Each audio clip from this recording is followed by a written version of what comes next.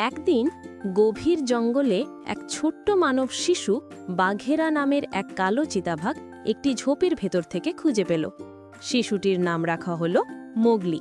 বাঘেরা তাকে নিয়ে গেল ভালু বালু আর নেকড়ে পরিবারের কাছে। নেকড়ে মা ও বাবা তাকে নিজের সন্তানের মতো লালন করল। মোগলি বড় হতে লাগল জঙ্গলের সব নিয়ম মেনে, প্রাণীদের সাথে কথা বলা, গাছে চড়া, নদীতে সাঁতার কাটা সব সে শিখে নিল। কিন্তু জঙ্গলে ছিল এক ভয়ঙ্কর বাঘ, শের খান।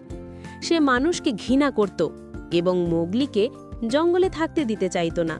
শের খান বলেছিল, মানুষ একদিন আগুন আনবে আর আমাদের ধ্বংস করবে। বাঘেরা, বালু এবং নেকড়ে পরিবার মোগলিকে রক্ষা করার চেষ্টা করল। মোগলি ভয় পায়নি। সে নিজের বুদ্ধি আর সাহস দিয়ে শের খানকে পরাস্ত করল। আগুনের ভয় দেখিয়ে শের খানকে জঙ্গল থেকে তাড়িয়ে দিল। শেষে